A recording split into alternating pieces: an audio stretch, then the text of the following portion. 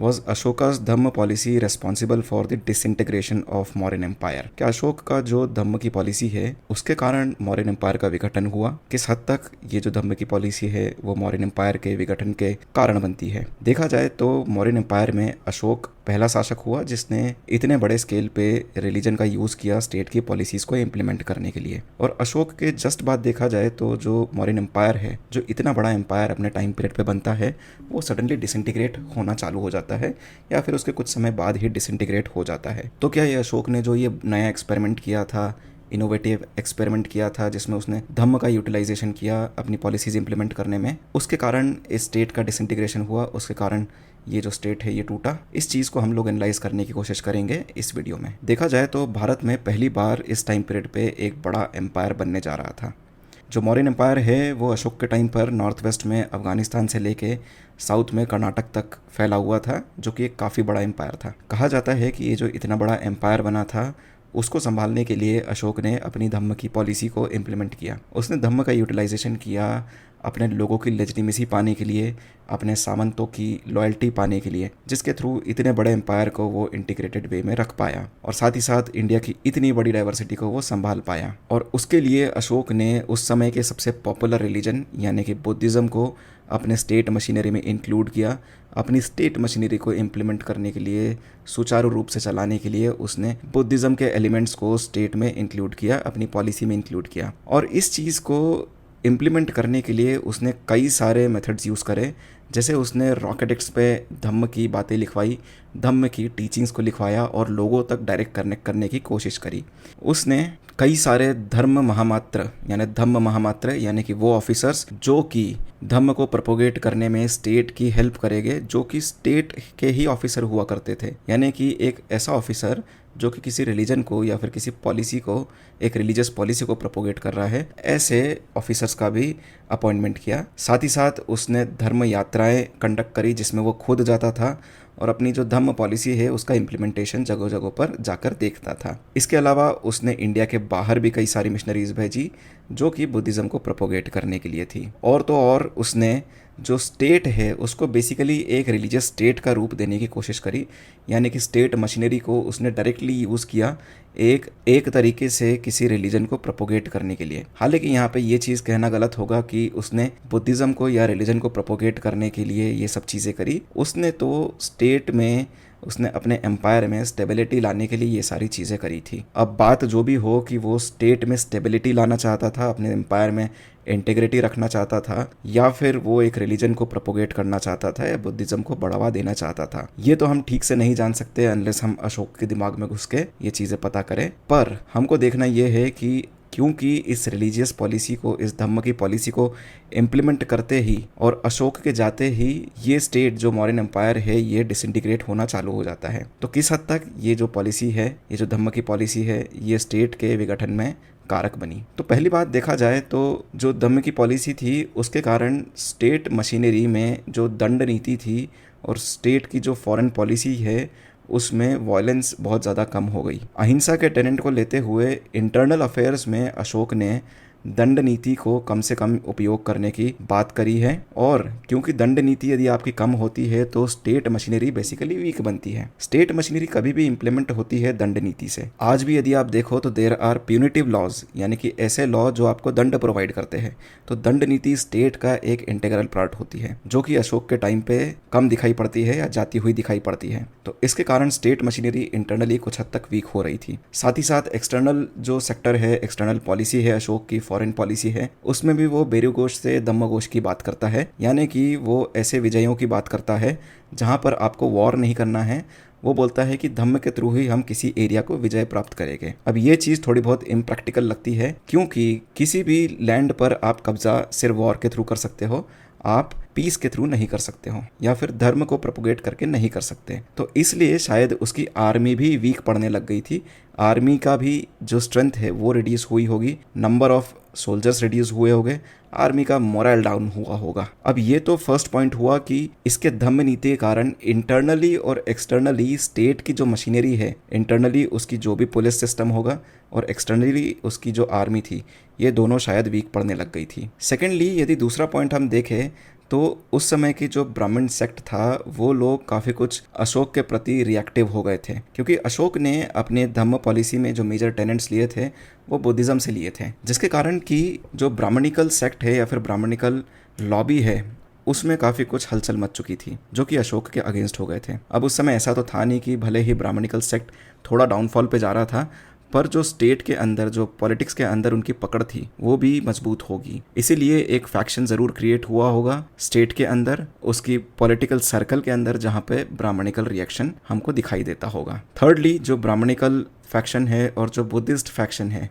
उन दोनों में भी कुछ ना कुछ एंटागोनिज्म या फिर दुश्मनी क्रिएट हुई होगी, क्योंकि स्टेट ने कहीं ना कहीं बुद्धिज़्म को प्रोपोगेट करने की कोशिश करी या फिर बुद्धिज़्म के टेनेंट्स अपने पॉलिसी में लिए। तो कहीं ना कहीं एक तरीके से ये दिख रहा था कि बुद्धिज़्म को ज़्यादा प्रिविलेज मिल रहे हैं, और उस कारण से ये दोनों फैक्शन यानी कि ब्राह्मणिकल फैक्शन और बुद्धिस्ट फैक्शन, इन दोनों में एक फ्यूड, इन दोनों के बीच में एक एनिमिटी या फिर दुश्मनी क्रिएट हो गई होगी। अब इस चीज़ के चलते बेसिकली स्टेट मशीनरी या फिर स्टेट की जो इंटरनल पॉलिटिक्स रहती है उसमें काफ़ी ज़्यादा बंटवारा होता है और स्टेट ओवरऑल वीक होता है। इसके अलावा कहा जाता है कि अशोक ने जिस हद तक धम्म पॉलिसी को इम्प्लीमेंट करने की कोशिश करी, उसने इसको इम्प्लीमेंट करते हुए लोगों की प्राइवेट लाइफ में इंटरफेरेंस चालू कर दिया। अशोक ने अपने धम्म महामात्रा और जो उसके लोअर लेवल ऑफिसर्स थे, यानी जो रज्जुक या युक्त हुआ करते थे लोअर लेवल पे ऑफिसर्स, उनको सीधे सीधे इंस्ट्रक्शन दिए कि आपको धम्म को इम्प्लीमेंट करना है। अब यहाँ पर कम्युनिकेशन लाइन तो आज के जैसी हुआ नहीं करती थी, तो जो ये लोअर लेवल ऑफिसर हुआ करते होंगे, इन्होंने बाय फोर्स धम्म को इम्प्लीमेंट करने की कोशिश करी होगी, जिसके कारण लोगों ने इस चीज़ के प्रति अपना रिएक्शन दिखाया होगा। इसलिए जहाँ अशोक ने ये सोचा था कि उसको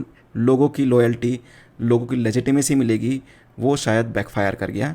वो उसका जो ऑब्जेक्टिव है वो बैकफायर कर गया, और इसके कारण कुछ उसी प्रकार का कन्फ्लिक्ट बेसिकली सोसाइटी में क्रिएट हुआ जैसा कि औरंगजेब के टाइम पर हुआ था। औरंगजेब ने जब इस्लाम को इम्प्लीमेंट करवाना चाहा तो हिंदू सोसाइटी और स्टेट के बीच में कन्फ्लिक्ट क्रिएट हुआ, और अशोक के टाइम पे ये कन्फ्लिक्ट अगेन पीपल और स्टेट के बीच में दिखता है। इससे भी आपका स्टेट वीक पड़ता है और आपके डिसइंटीग्रेशन के चांसेस बढ़ जाते हैं। और यदि रीसेंट रिसर्चेस की बात करें, जो कि काफ़ी बड़े बड़े प्रोमिनेंट स्कॉलर्स ने करी है, उनका ये मानना है कि ये जो स्टेट का धम्म पॉलिसी को इम्प्लीमेंट करने का तरीका था, उसके कारण ही अशोक के स्टेट की लेजिटिमेसी जाती हुई दिखती है, वो कम होती हुई दिखती है। इस चीज़ को काफ़ी कुछ हाईलाइट करते हैं डॉक्टर संजीव सान्याल अपनी बुक में, जो कि आपको स्क्रीन पर दिख रही होगी। अब हम इस चीज़ का दूसरा पहलू देखते हैं।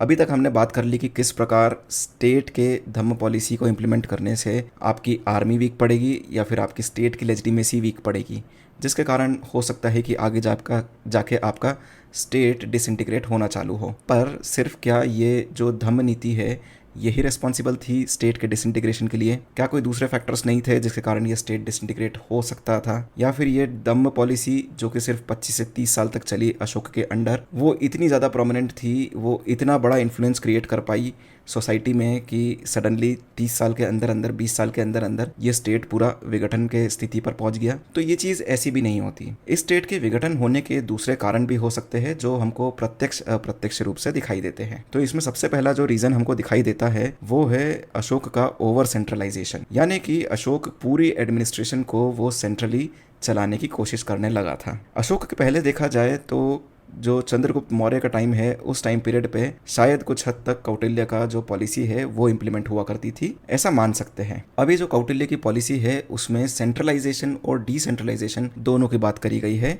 यानी कि एक बैलेंस है। ऑल दो बैलेंस थोड़ा सा टिल्टेड है सेंट्रलाइजेशन की तरफ, परंतु जो कौटिल्य का अर्थशास्त्र है उसमें क्लियरली सेंट्रल पॉलिटी के बारे में बात करी गई है और लोकल पॉलिटी के बारे में भी बात करी गई है। लोकल पॉलिटी में कुछ हद तक चेक्स एंड बैलेंसेस हुआ करते थे, परंतु मेजॉरिटी ऑफ अफेयर्स में जो राज्यपाल हुआ करता था किसी भी प्रोविंस का, वो अपने डिसीजन मेकिंग में इंडिपेंडेंट हुआ करता था। पर यहाँ पर यदि हम अशोक की बात करें तो अशोक ने पूरी एडमिनिस्ट्रेशन को सेंट्रल लेवल से चलाने की कोशिश करी। उसने सेंट्रल लेवल से ऑफिसर्स अपॉइंट करना चालू करे, उसने धम्म महामात्र को अपॉइंट करा जो कि स्टेट्स में जाके स्टेट्स को कंट्रोल किया करते थे। उसने ऐसे स्पाई सिस्टम डेवलप करा जो कि अशोक तक इन्फॉर्मेशन पहुंचाते थे, लोकल लेवल की भी। तो एक इतने बड़े स्टेट को आप सेंट्रली कंट्रोल करने की कोशिश कर रहे थे। साथ ही साथ जो अशोक ने सेंट्रल लेवल पर पॉलिसीज़ बनाई है उसको डायरेक्टली आप लोकल लेवल पे इम्प्लीमेंट करने की कोशिश करते हो, जिसको डायरेक्टली हम धम्म पॉलिसी कहते हैं। इसलिए अशोक के धम्म में या फिर अशोक के ओवरऑल एडमिनिस्ट्रेटिव स्ट्रक्चर में कौटिल्य के अर्थशास्त्र से कई ज़्यादा सेंट्रलाइजेशन दिखाई देता है, जो कि इतने बड़े स्टेट के लिए गलत है। यदि वो अपने पिताजी और दादाजी की लेगेसी को फॉलो करता तो वो कुछ हद तक उस स्टेट को संभाल पाता, जिसका साइज इतना बड़ा है। सेकेंड चीज़ जो हमको यहाँ पे दिखती है वो है कि अशोक के बाद शायद कोई इतना एबल रूलर ना आ पाया या फिर इतना टैलेंटेड रूलर या इतना ताकतवर रूलर नहीं आ पाया जो इस धम्म की पॉलिसी को, इस ओवर सेंट्रलाइज्ड एडमिनिस्ट्रेशन को कंटिन्यू कर पाता। देखा जाए तो ये चीज़ हिस्ट्री में काफ़ी बार रिपीट हुई है कि जहाँ पर एक बहुत शक्तिशाली शासक, एक बहुत टैलेंटेड शासक अपनी एक नई पॉलिसी लाता है, उस पॉलिसी को इम्प्लीमेंट करवाता है, परंतु जैसे ही वो ख़त्म होता है,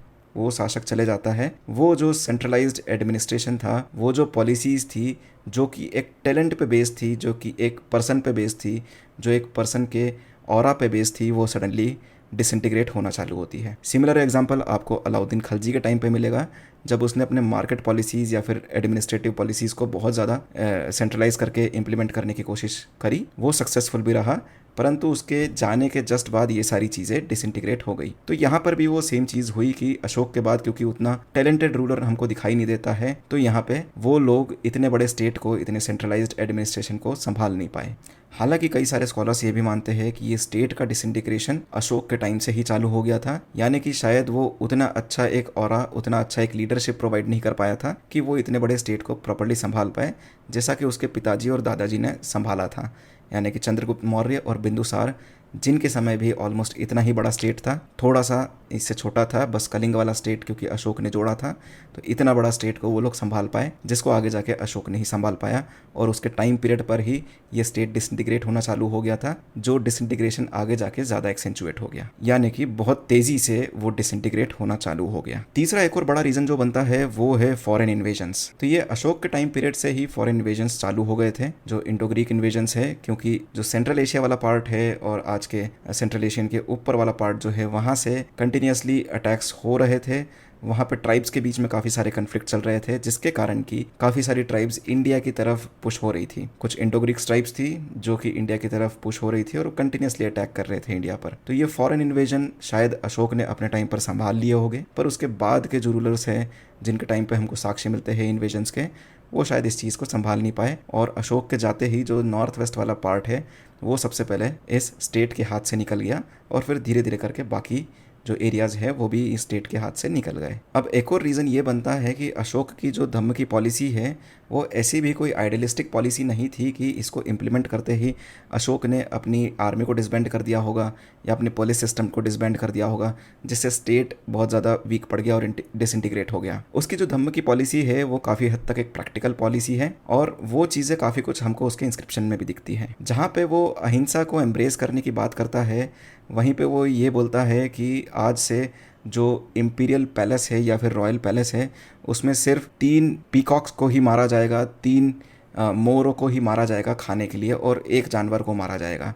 तो कहीं ना कहीं वो एक बैलेंस बना के चलता है कि इस धम्म की पॉलिसी को टोटली प्रैक्टिकली इम्प्लीमेंट करना पॉसिबल नहीं है। सेकेंडली, यदि आप दंड नीति की बात करें तो उसके जो अभिलेख है उनकी लैंग्वेज से डायरेक्टली ये सिग्निफाई होता है, ये पता चलता है, उसकी लैंग्वेज ही ये रिफ्लेक्ट करती है कि किस प्रकार वो फोर्स को यूज़ करता था, यानी कि दंड नीति को यूज़ करता था। अशोक तैयार था कि वो दंड नीति यूज़ करेगा यदि उसके धम्म की पॉलिसी को जनता मानती नहीं है। तो वो अपने अभिलेख में लिखता है कि ये जो फॉरेस्ट ड्वेलर्स है, ये जो ट्राइबल लोग हैं, इनको अपना आचरण अच्छा रखना चाहिए, नहीं तो इनके खिलाफ सख्त कार्रवाई या फिर सख्त दंड नीति का उपयोग किया जाएगा। इसलिए दंड नीति कहीं ख़त्म नहीं हुई थी। सिमिलरली यदि प्रैक्टिकली सोचा जाए तो आर्मी जो है वो कभी ख़त्म नहीं हो सकती किसी स्टेट की। या फिर अशोक ने यदि अपने स्टेटेड पॉलिसी में बोल दिया कि हमको बेरी घोष से धम्म घोष की तरफ बढ़ना है, यानी कि हमको विजय करनी है धम्म के थ्रू, ना कि वॉर के थ्रू, तो ऐसा प्रैक्टिकली आपको होता हुआ दिखता नहीं है। जहाँ पे वो अहिंसा और दंड नीति को लेकर प्रैक्टिकल है, वहाँ पे वो आर्मी को लेकर भी प्रैक्टिकल होगा। इसीलिए इन सारे रीजंस को यदि देखा जाए तो ये कहना गलत होगा कि अशोक की जो धम्म नीति है उसके कारण डायरेक्टली स्टेट का डिसइंटीग्रेशन हो गया। धम्म नीति हाँ ज़रूर कुछ हद तक रिस्पॉन्सिबल होगी स्टेट के डिसइंटीग्रेशन में, स्टेट में इंस्टेबिलिटी लाने में, पर वो इकलौता रीज़न नहीं था जिसके कारण स्टेट का डिसइंटीग्रेट होना पड़ा। हालांकि यदि देखा जाए तो स्टेट के स्टेबिलिटी, स्टेट के इंटीग्रिटी के लिए धम्म नीति या फिर रिलीजियस पॉलिसी का होना या फिर स्टेट में रिलीजन का लेजिटिमेसी होना ज़रूरी नहीं है। इस चीज़ के एग्जाम्पल हमको अशोक से जस्ट पहले ही दिखाई देते हैं, जहाँ पे चंद्रगुप्त मौर्य ने भले ही उसने जैन धर्म को अपनाया हो, पर्सनल लेवल पे वो एक जैन हो, परंतु उसने अपने स्टेट को कौटिल्य के अर्थशास्त्र से चलाया, जो कि एक सेकुलर टेक्स्ट है, जो कि एक सेकुलर एडमिनिस्ट्रेशन प्रोवाइड करता है। और शायद अशोक से काफ़ी अच्छे तरीके से अपने एडमिनिस्ट्रेशन को चलाया। उसने तो यहाँ तक अपनी स्टेट की इंटीग्रिटी को संभाले रखा उस टाइम पीरियड पे जब उसने स्टेट को एक्सपांड किया था, यानी कि नए नए सामंत ही उसके स्टेट के अंदर आए थे जो कि विद्रोह करने को तैयार रहते हैं। इसलिए ये कहना गलत होगा कि इतने बड़े एम्पायर को संभालने के लिए एंशियंट टाइम पे रिलीजियस लेजिटिमेसी ज़रूरी थी, और या फिर ये भी कहना गलत होगा कि ये जो रिलीजियस लेजिटिमेसी अशोक ने पाने की कोशिश करी, इसी कारण स्टेट आगे जाकर डिसइंटीग्रेट हुआ।